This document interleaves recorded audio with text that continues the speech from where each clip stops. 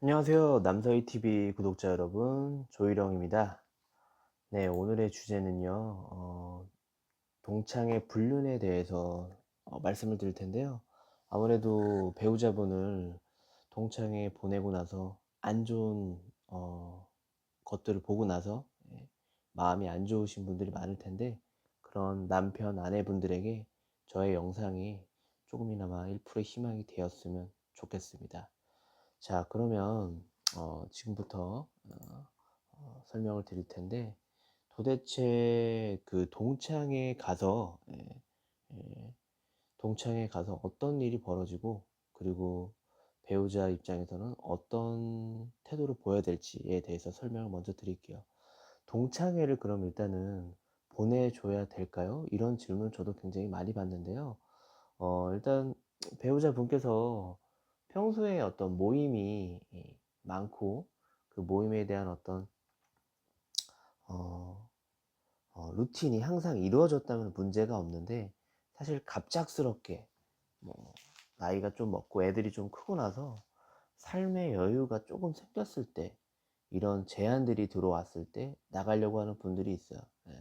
근데 사실 갑작스럽게 나간다면 좀 불안한 부분은 있습니다. 예, 왜냐면 어 다들 어느 정도 여유가 찼고, 그 여유가 있는 상황에서 서로 각자 가정에서 스트레스 받는 부분에 대해서 서로 공유하면서 공감할 수 있는 부분이 많기 때문에, 사실 외도로 이어질 수 있는 확률이 굉장히 높은데요.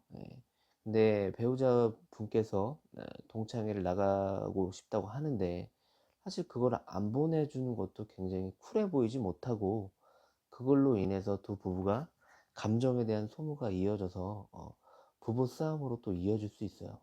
그렇기 때문에 일단은 한 번 정도는 보내는 게 좋습니다.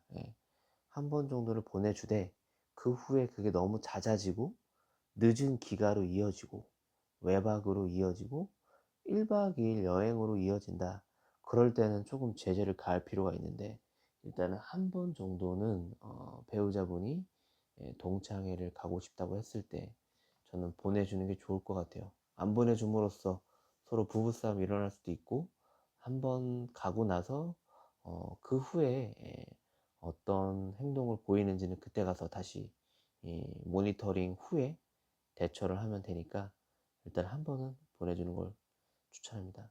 자, 두 번째는 동창회 가면 뭐 하고 놀까요? 일단은 오랜만에 만난 모임이라면요, 특별한 콘텐츠는 아마 없을 거예요. 특별한 콘텐츠는 없고, 뭐 1차로 밥 먹고, 밥 먹으면서 반주 먹고, 2차로 호프 가고, 이 정도. 그러다가 좀 분위기가 좋아지면 뭐 아무래도 노래방도 가고 하겠죠.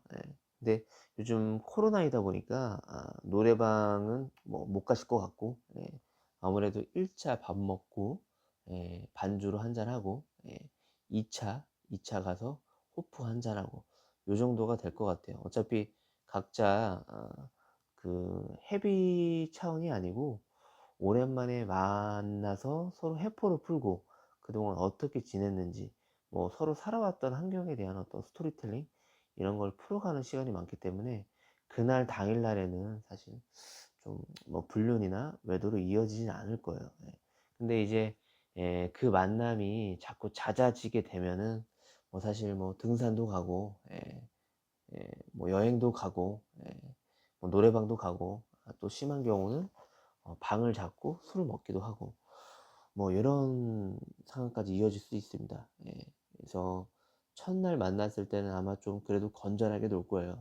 근데 두 번 만났을 때, 세 번 만났을 때, 네 번 만났을 때 그게 잦아진다. 그때부터는 뭔가 서로 추억을 쌓고 뭔가 새로운 것들을 하기 위한 콘텐츠를 만드는 리더가 분명히 있을 거예요. 그리고 그 리더가 어떤 동창에 대한 어떤 호감도가, 아, 이성에 대한 동창에 대한 호감도가 있어서 그런 모임을 주최하는 경우도 있고, 아니면 정말 자기가 이때까지 잃어버렸던 친구들에 대한 어떤 반가움 때문에 그런 콘텐츠를 만들 수도 있죠. 자, 그러면 만약에 동창회를 보내줬는데, 만약에 배우자가 불륜을 했다는 사실을 알았다. 일단은 모른 채 하진 마세요.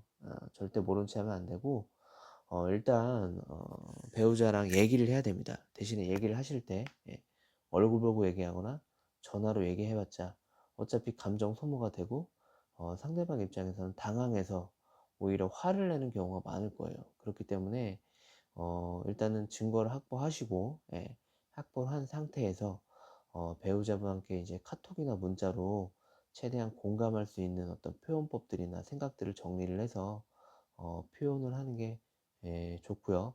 표현을 했을 때 분명히 처음에는 회피를 아마 할 거예요. 회피를 하게 되면은 어 그 회피한 거에 대해서 그냥 넘어가지 마시고, 카톡상에서 '아, 배우자가 요런 리액션이구나.'라는 걸 파악을 하고, 혹시나 시인을 하고 잘못했다고 하면은 거기서 그냥 서로 앞으로 지킬 것들, 나가지 말라고 한다든지 그 여자랑 연락하지 말라고 한다든지 그런 시무사항을 만드시고요. 만약에 회피를 한다 그러면 집에 왔을 때 직접적인 증거를 보여주세요. 그러면 거기서 아마 할 말을 못 할 거예요.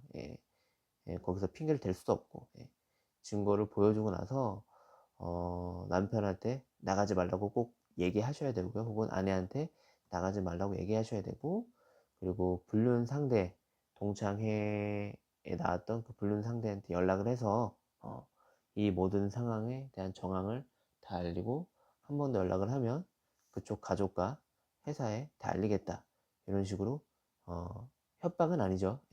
겁을 줘놔야 다시는 이런 일이 없을 확률이 클 겁니다. 이 영상이 아무튼 도움이 되셨으면 좋겠고요. 구독, 추가, 좋아요, 댓글, 알림 부탁드리겠습니다. 지금까지 남서희 조일영이었고요. 다음엔 더욱더 유익한 정보로 찾아오겠습니다. 감사합니다.